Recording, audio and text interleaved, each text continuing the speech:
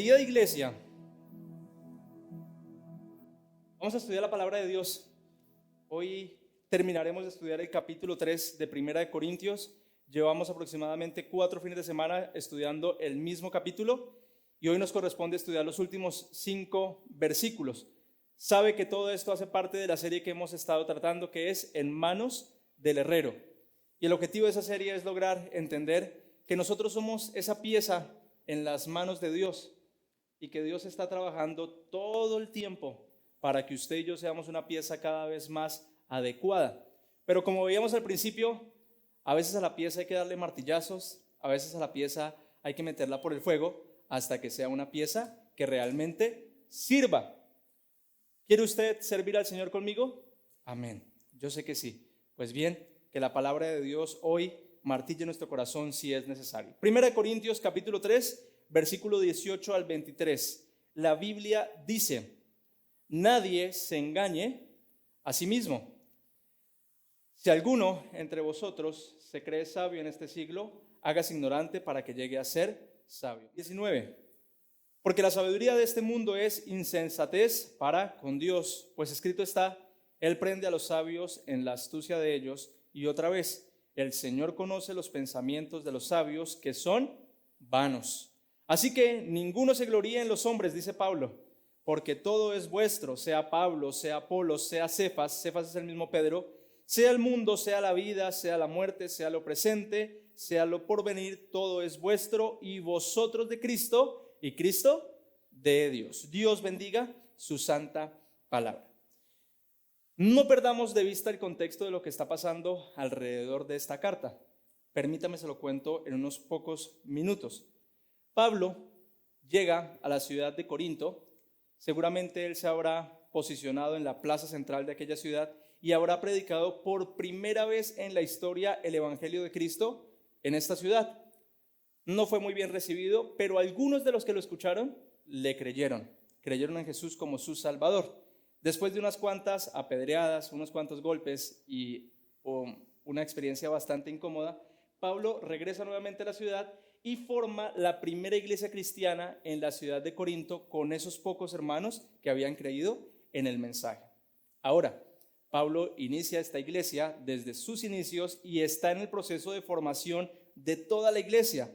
Pablo la ve crecer, Pablo ve cómo la iglesia se está formando, cómo se desarrollan diferentes ministerios, y seguramente esto lo tenía muy contento porque era una iglesia que exaltaba el nombre de Dios. Además, la iglesia en aquella época era muy bien recibida entre las personas de las ciudades porque ellos ayudaban a las personas en necesidad, vestían al que tenían frío, y muchos llegaban a los pies de Cristo por medio de estas iglesias. Tristemente eso hoy no ocurre. Bien, Pablo está contento con esta congregación, pero durante todo el proceso que Pablo lleva allí en Corinto, aproximadamente año y medio, hay algo que le preocupa y lo deja ver en la carta a los Corintios. Pablo todo el tiempo no entendía cómo es que estos cristianos, estas personas de esta congregación, tenían el mensaje de Cristo, predicaban el mensaje de Jesús, pero a la hora de traducir ese mensaje a su vida cotidiana, como que lo habían desligado completamente. Era como si siguieran a Jesús solo por sus ideales, pero no seguían a Jesús con su ejemplo, con la vida que llevaban. Pablo está incómodo con esto. Pablo sabe que eso va a traer de pronto problemas más adelante, pero después de año y medio en Corinto, Pablo decide que es momento de ir a otro lugar, a plantar una nueva iglesia o a visitar iglesias que ya existían. Pablo lleva aproximadamente 2 años por fuera de Corinto y le llegan noticias y algunos rumores de lo que está pasando con la iglesia allá en Corinto, válgame la redundancia. Y las noticias, ¿cómo cree que son? Son alarmantes, son desalentadoras. La iglesia está haciendo unas cosas que Pablo nunca les enseñó. Están envueltos en algunas prácticas religiosas para servir a Dios que Pablo nunca les trazó. Pablo no entiende de dónde sacaron esas prácticas.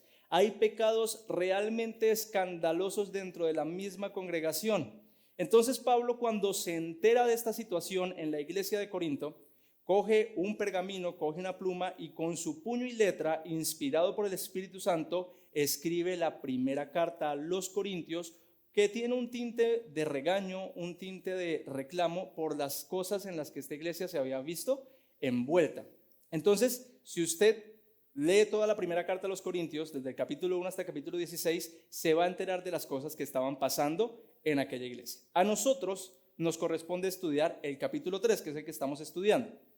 ¿Cuál es el tema que Pablo quiere tratar con los corintios en este capítulo? Pues bien, había un serio problema de identidad en la iglesia. Como le dije al principio, tenían el mensaje de Cristo, predicaban de Cristo, pero no traducían eso a su vida cristiana y a su vida diaria. Y en algún momento esa iglesia pensó que al creer en Jesús, pero vivir como ellos querían, seguirían siendo cristianos. Qué error tan grave en el que estaban estas personas. Bien, con ese contexto le invito a que por favor me acompañe a estudiar estos 5 versículos. Por favor, escriba como primer punto en su material: no servimos a Dios con nuestra propia sabiduría.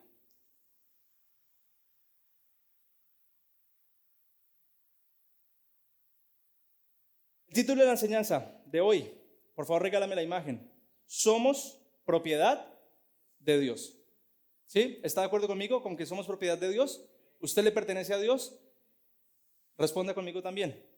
¿Cómo lo sabe? ¿Cómo sabe que usted le pertenece al Señor? ¿Cómo usted sabe que es propiedad de Él? Un pastor que me encanta como predica, dijo una vez en una prédica que en el mundo espiritual solo habían hijos de Dios o habían hijos del diablo. No existían huérfanos espirituales. Es decir, o tú le perteneces a Dios y eres propiedad de Él, o le perteneces al diablo y eres propiedad del diablo. No hay un punto medio. ¿Cómo saber si realmente le pertenezco a Dios o si realmente le pertenezco al diablo? Pues bien, hay una forma muy práctica de medir si realmente nosotros le pertenecemos al Señor, y es evaluar nuestra vida. Lo que usted hace día tras día, semana tras semana, mes tras mes, todo el compendio de acciones que usted hace todos los días, ¿se parecen a la vida que llevó Jesús? O por el contrario, lo que usted hace todo el tiempo, todo su compendio de acciones, se parece cada vez más a lo que este mundo ha determinado que es el estilo de vida.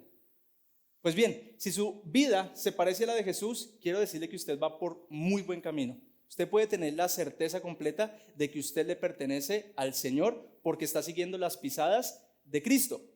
Pero si su vida se parece cada vez más al sistema y al planteamiento de vida que este mundo le ofrece, usted tiene todo el derecho y el permiso de dudar qué va a pasar con su alma el día que muera.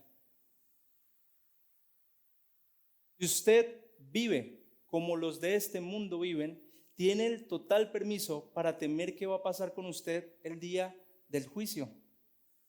Ahora, más que atemorizarlo con esto que le estoy diciendo, lo que quiero lograr es que usted prenda las alarmas en su vida, realmente evalúe lo que está haciendo y compare su vida con la vida de Cristo. Sabe que es el único camino para llegar a Dios, sabe que es el único camino de salvación, sabe que debe vivir como Él vivió. ¿Por qué no lo está haciendo?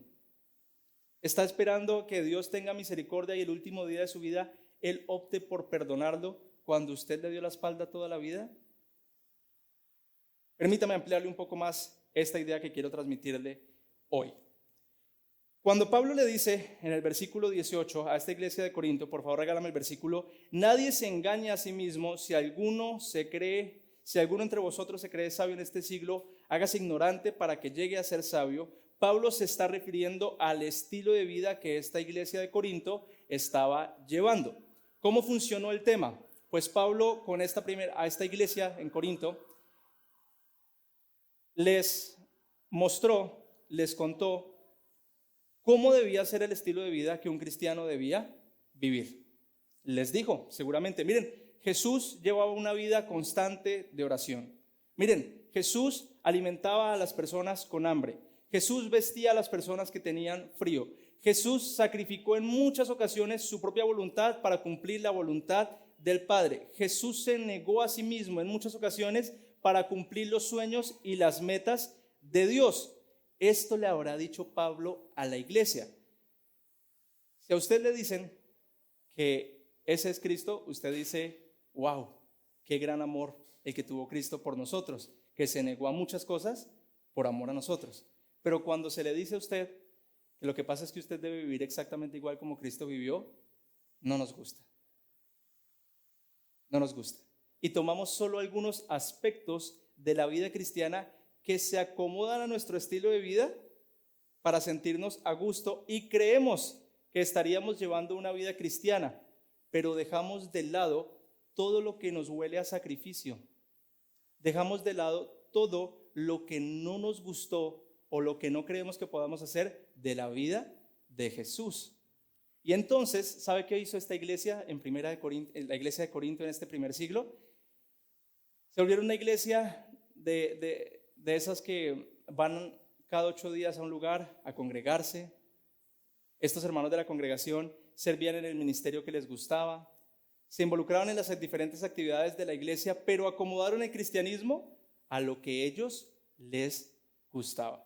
¿Se parece hoy en día a la vida cristiana que muchos, con tristeza digo, a veces llevamos hoy? Solo hacemos lo que nos gusta, pero nuestra responsabilidad como cristianos la dejamos a un lado.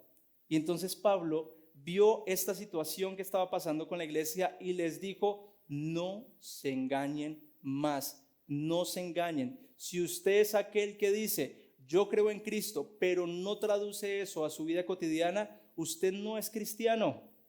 Usted está siendo engañado por lo que usted mismo ha creído. Usted se ha establecido su misma religión, usted se ha establecido lo que usted cree que a Dios le agrada. Y la única forma de saber qué le agrada a Dios es persiguiendo las pisadas de Cristo que están en este libro. Si su vida y la mía no se parecen a la de Cristo, mis hermanos, no somos cristianos. Somos simpatizantes del Evangelio, pero no somos cristianos. Escriba por favor como letra ahí en su material, no nos engañemos más.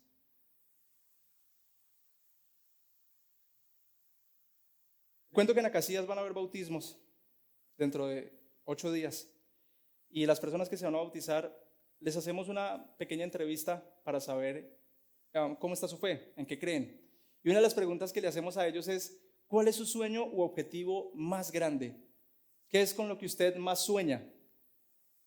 Uno escucha respuestas variadas entre las personas que se quieren bautizar, pero nosotros queremos lograr que el cristiano que se va a bautizar entienda que nuestro objetivo, nuestro sueño más grande debe ser el mismo sueño y objetivo que tuvo el Señor. Si estamos persiguiendo nuestros mismos sueños, nuestros mismos objetivos, estamos fallando en nuestra vida como cristianos. Y yo me tomé la tarea de ver cuáles eran los objetivos o sueños más comunes entre los colombianos. El periódico El Tiempo hizo una encuesta para ver cuáles eran los sueños y objetivos más comunes. Pero antes de mostrarle esos ejemplos, respóndase usted esa pregunta. ¿Cuál es su meta o objetivo más grande en esta vida? El más importante. Top 1. Por lo que más se esfuerzan los colombianos es en luchar por conseguir una casa. Trabajan toda la vida, 8 horas todos los días, 6 días a la semana, para ahorrar lo suficiente durante 20, 25 años para lograr comprar una casa. Y tristemente algunos ni lo logran. 60 años trabajando y no pueden comprar su casita. Ese es uno de los objetivos más importantes de los colombianos. Otro, el dinero. Quieren lograr ganar más dinero. Entonces, para ganar más dinero se necesita estudiar más. Y entonces estudian y se la pasan la vida estudiando para lograr conseguir un trabajo donde le paguen más. No importa el tiempo que requiera ese trabajo, no importa los sacrificios que haya que hacer, lo que yo necesito es dinero. Plata es lo que hay. Tercero, los colombianos sueñan en promedio con buscar y encontrar una pareja estable, encontrar el amor de sus vidas y buscan en diferentes plataformas, buscan en diferentes redes sociales para lograr encontrar una persona con la que se sientan a gusto, formar una familia y vivir viejitos y felices por siempre. Esa es una de las metas más perseguidas de parte de los colombianos. Y la cuarta, irse de vacaciones. Hay gente que ahorra 3, 4, 5 años para poderse dar las vacaciones que cree que se merece. Entonces cree que se merece Francia y se van para Francia, se toman una foto con la Torre Eiffel con el único objetivo de poder subirla a redes sociales y que las demás personas digan, wow, esa persona conoce Francia. En promedio la gente vive persiguiendo estas cosas. Es el único objetivo, meta, propósito que tienen en sus vidas. Analicen por un momento, ¿cuál es el objetivo de su vida? ¿Qué es lo que está tratando de hacer todos los días de su vida? ¿Qué quiere conseguir? ¿Qué quiere lograr? Versículo 19 de 1 Corintios 3 dice, la sabiduría de este mundo es insensatez para con Dios. Ese estilo de vida consumista, ese estilo de vida que solo persigue sus propios sueños, sus propios objetivos, es completamente insensato delante de Dios. Todo lo que tenga que ver con nuestro egoísmo, con nuestro orgullo, con nuestra vanidad, es un estilo de vida insensato. Mi hermano, si usted quiere ser cristiano, si usted quiere ser discípulo de Jesús, usted no vive para usted, usted vive para Dios, independientemente de las consecuencias que eso implique. Pero es que se supone que un cristiano se ha hecho tan vacío, ha anulado tanto lo que es él para adoptar la voluntad de Dios, que no importa las circunstancias que vengan, él se va a gozar porque entiende que para los que aman a Dios todas las cosas le ayudan a bien. ¿Usted cree que el objetivo de Pablo era morir decapitado? ¿Usted cree que el objetivo de Pedro, de Juan, era recibir latigazos por causa de Cristo? Ellos murieron a sus objetivos para perseguir la causa de Cristo. Y hoy en día eso nos parece legalista.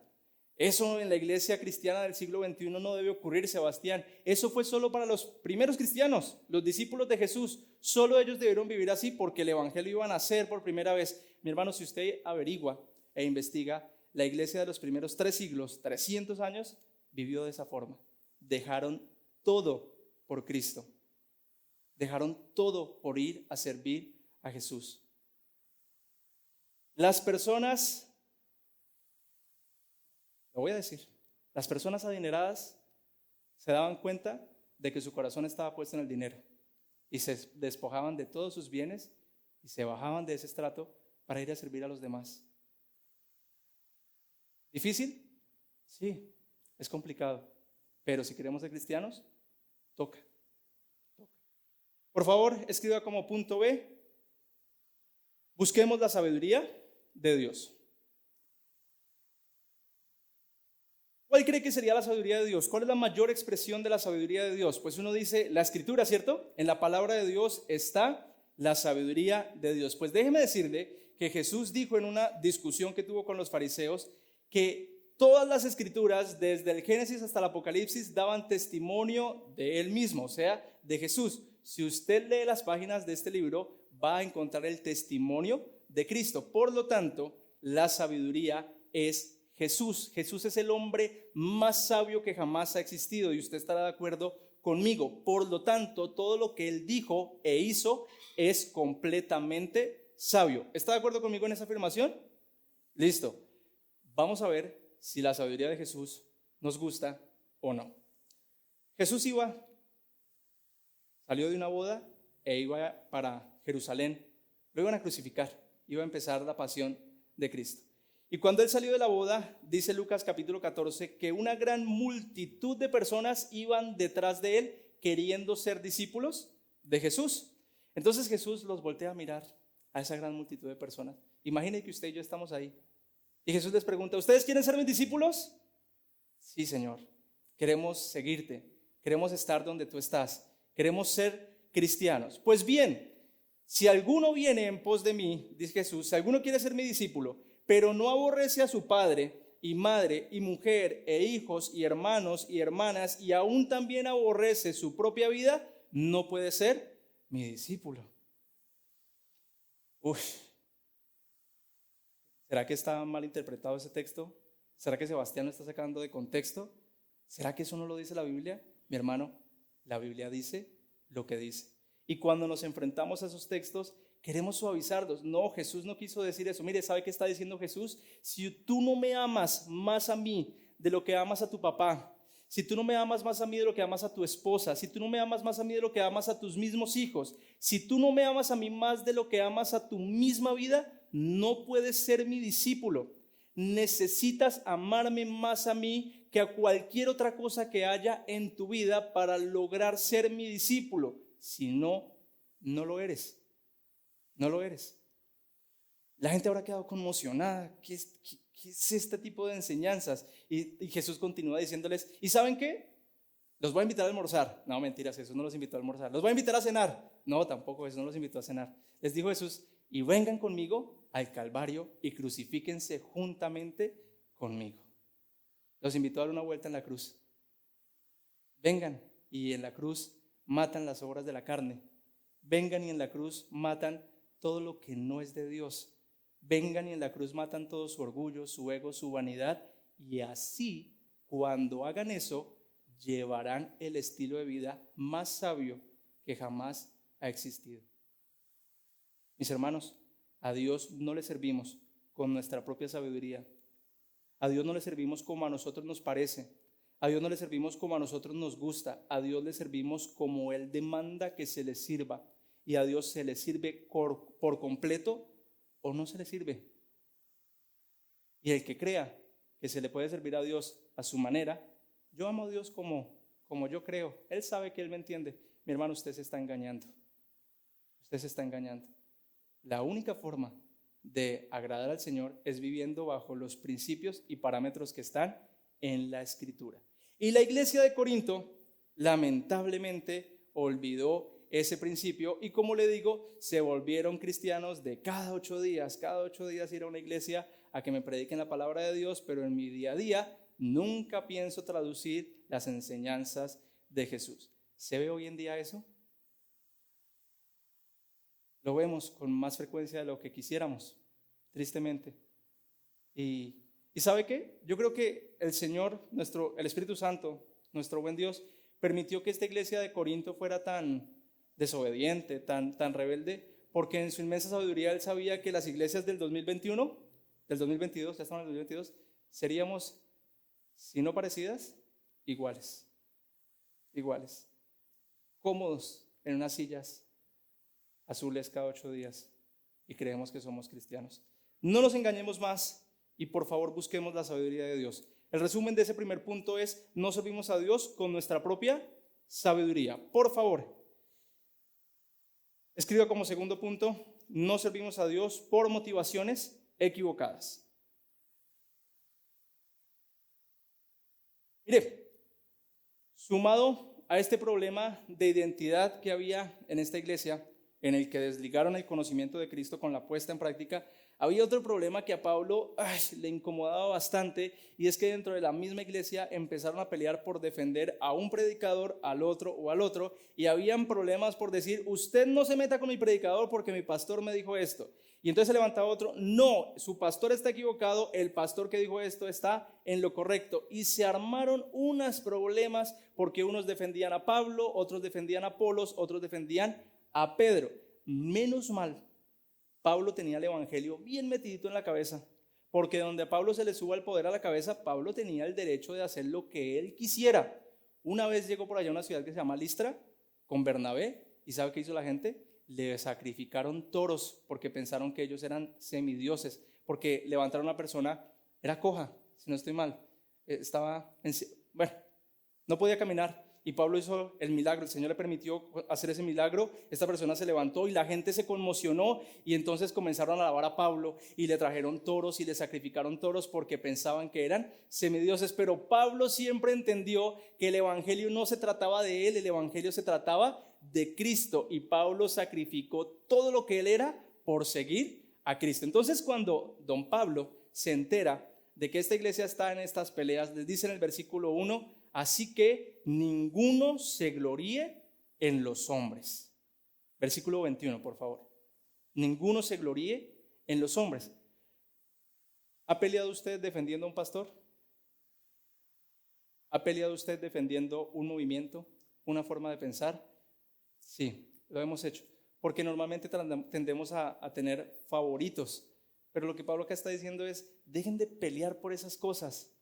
Miren, aquí en Familia Cristiana, espero, si le traduzco esto que está pasando aquí en Familia Cristiana, de todo corazón, espero que usted no venga a la iglesia porque está el pastor Blair, o espero que no venga a la iglesia porque está Jonathan o porque está Sebastián. Espero que no venga a esta iglesia porque están sus amigos. Espero que no venga a esta iglesia porque la música es bonita o porque el auditorio es bonito. ¿Sabe realmente qué queremos? Si usted decide servir y venir a esta iglesia, queremos que lo haga porque usted ama el evangelio que se le predica desde aquí, por el amor a su palabra, porque a decir verdad, hoy en día nosotros estamos y predicamos, pero a la hora de mañana cualquiera se puede parar aquí a predicar.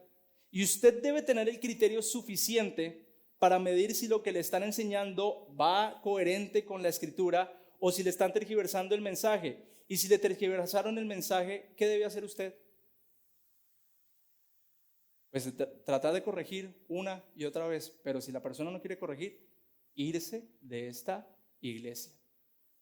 El día en que aquí le prediquen un evangelio tergiversado, váyase de aquí, huya por su vida. Su motivación por servir en esta iglesia, su motivación por pertenecer a esta comunidad cristiana debe ser su amor por el evangelio, debe ser su amor por la palabra.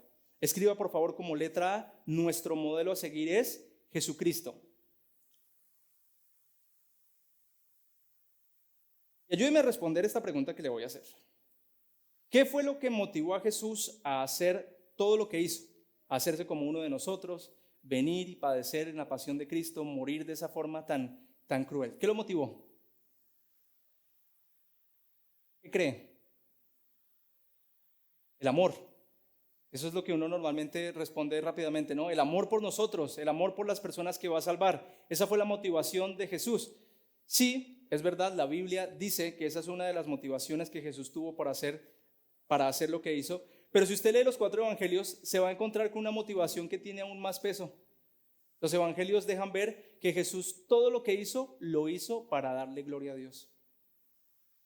Para darle gloria a su nombre. Por eso hay frases o oraciones en las que Jesús termina diciendo, Señor, glorifica a tu Hijo para que te glorifique a ti. Y le dijo a los discípulos, todo lo que pidan al Padre en mi nombre se los daré para que el Padre sea glorificado. Jesús vivió para la gloria de Dios, para exaltar a Dios, para que cuando las personas lo vieran, para que cuando las personas lo escucharan, dijeran, wow, ahí está alguien que realmente ama al Señor. Esa fue la motivación más grande, más importante de Jesús. Y si Él debe ser nuestro modelo a seguir, le pregunto, ¿cuál es la motivación por la que usted hace lo que hace? ¿Por qué asiste a una iglesia cristiana? Porque sirve aquí en la iglesia.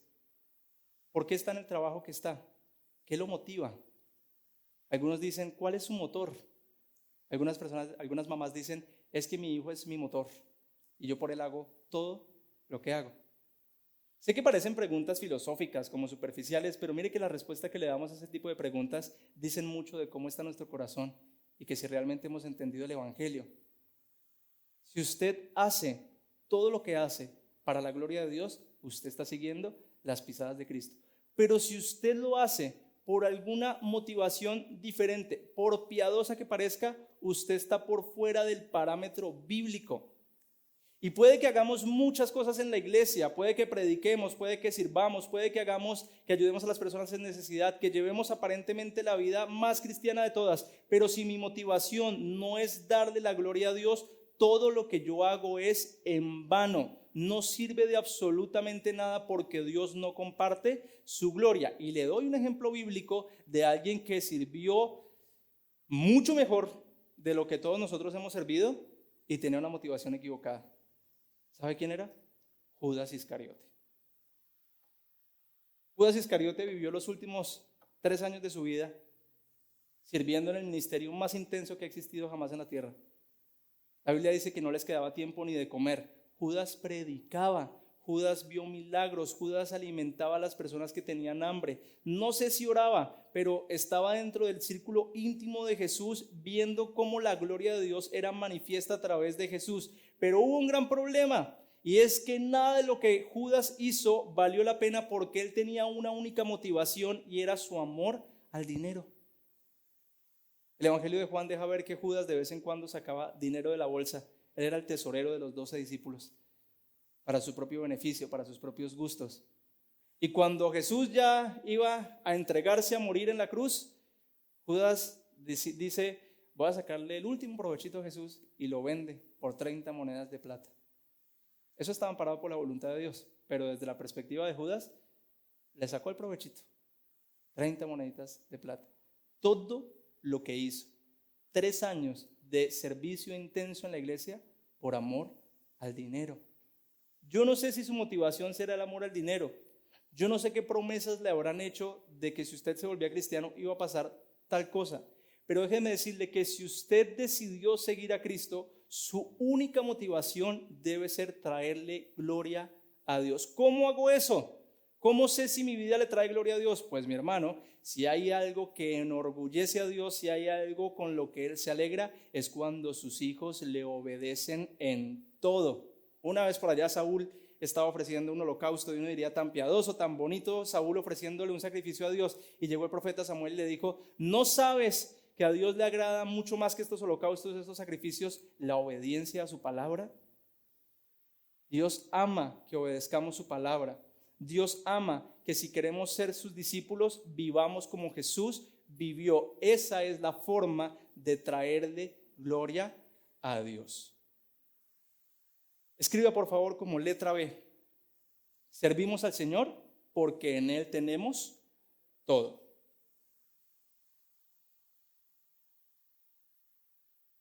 ¿Y notó que al principio de la enseñanza no leímos la idea central? Es porque la tengo preparada para ahorita, para este momento. No se preocupe, sí la vamos a leer. La idea central de esta enseñanza es la siguiente. Servir a Dios implica entender por qué le servimos. ¿Usted por qué le sirve a Dios? ¿Cuáles son los motivos por los que usted le sirve a Dios? Bueno, permítame, se lo presento a través de este tercer punto. Ya sabe cuál debe ser el objetivo de su vida, ¿no?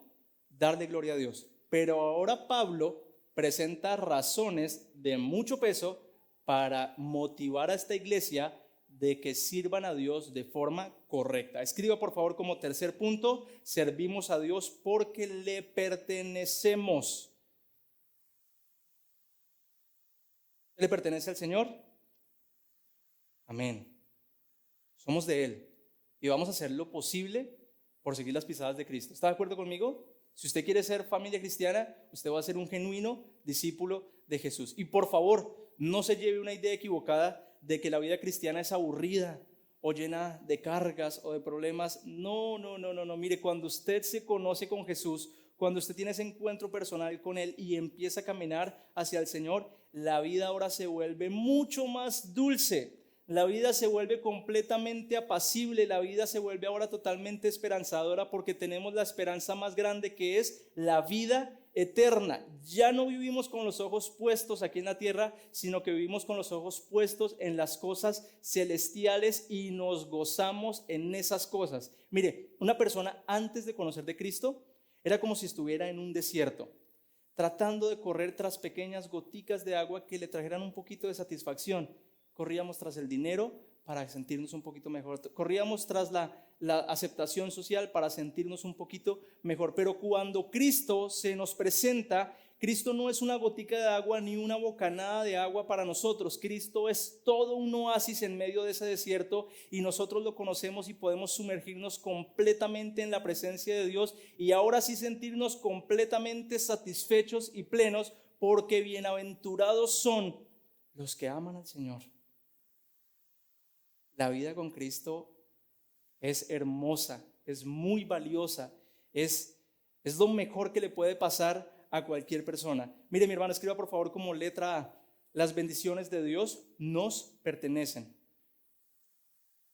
Lo que Pablo está tratando de transmitir en esa idea del versículo 22 es la siguiente: dejen de estar peleando por pequeñas cosas y empiecen a disfrutarse la vida que Dios les está permitiendo vivir.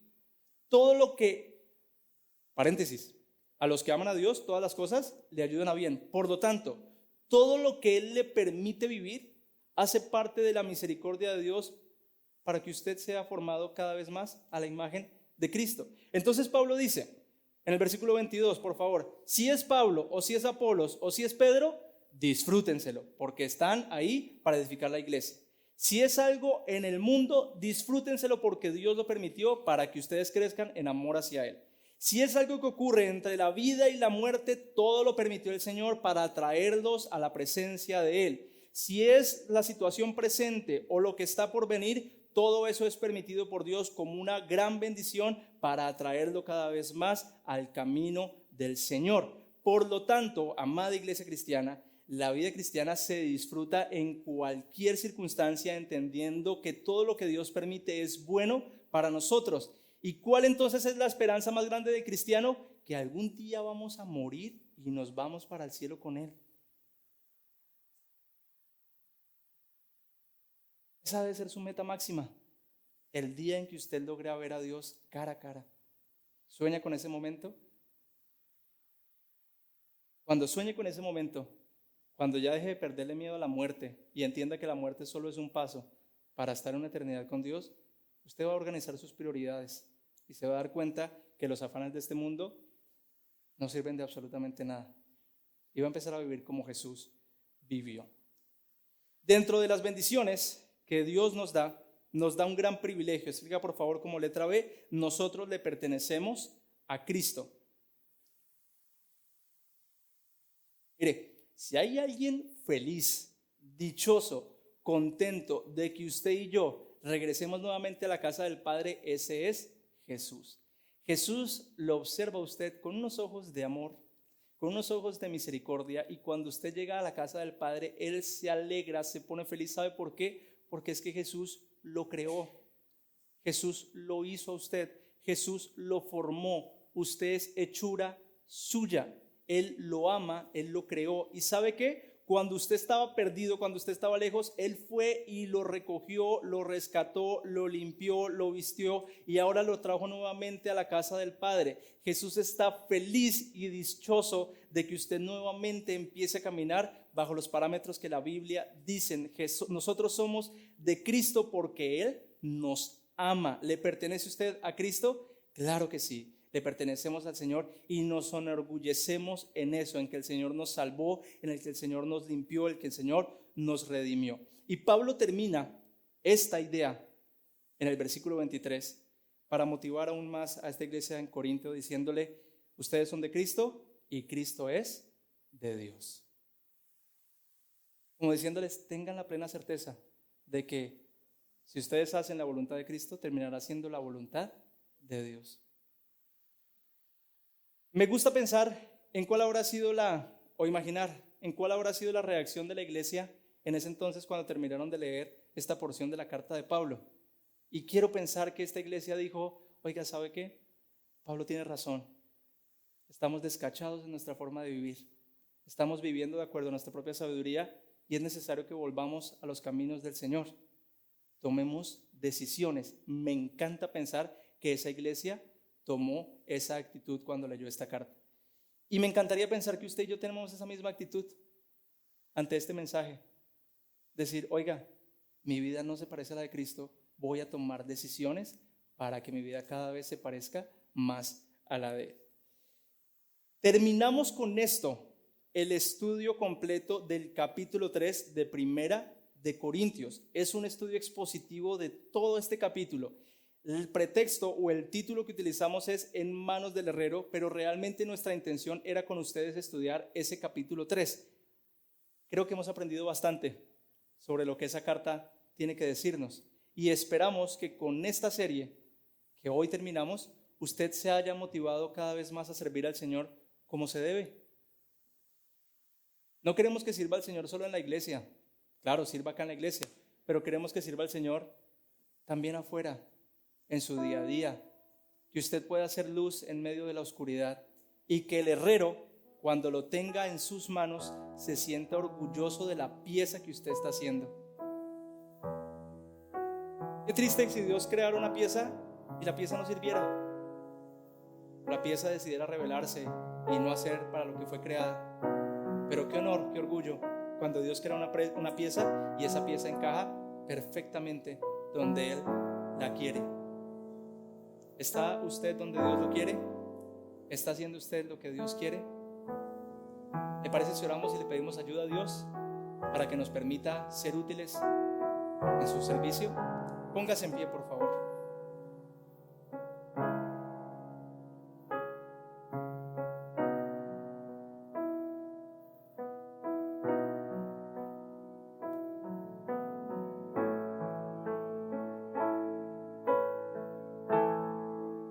Ore conmigo, por favor. Mi buen Dios, queremos realmente vivir bajo la sabiduría que tú has establecido. Queremos ser realmente cristianos, queremos ser realmente seguidores tuyos y no engañarnos. No creer que estamos llevando una vida religiosa cuando realmente nuestro corazón está lejos de ti, mi Dios. Te pedimos con reverencia que hagas ese gran milagro de poner en nosotros el querer como el hacer, para alejarnos de las cosas que sabemos que no sirven de nada, para alejarnos de las cosas que nos alejan de ti, mi Dios, y que en vez de estar persiguiendo nuestras metas, nuestros objetivos, Señor, podamos crucificar esas cosas y ahora perseguir los sueños y objetivos que tú tienes, mi Dios. Vacíanos, mi Señor. Vacíanos para que nos llenemos de tu voluntad, mi Dios. Señor, tú conoces la situación de cada uno de nosotros, sabes en qué estamos, qué pasa con nosotros, y aún así nos amas y expresas tu amor trayéndonos hoy a la iglesia a escuchar este mensaje, y te damos gracias por eso, mi Dios. Sabemos que esto es tu palabra recordándonos las cosas que debemos hacer, y mi Dios, como buen siervos fieles, queremos obedecer a tu llamado y dejar de perder el tiempo en las cosas que no sirven de nada, mi Señor. Gracias por esta hermosa familia cristiana, por lo que estás haciendo aquí con nosotros, que nos estás volviendo a esos primeros pasos de la primera iglesia, mi Dios. Queremos pertenecer a una comunidad que realmente te honre y no que siga las modas de este mundo, sino que realmente siga el estilo de vida que tú trazaste, Jesús, una vida de piedad, una vida de amor, una vida de mansedumbre con tu voluntad. Sabemos que nos escuchas y confiamos plenamente en que tu Espíritu Santo hace la buena obra en nosotros. En el nombre de Jesús oramos con reverencia. Amén y amén. Puede tomar asiento.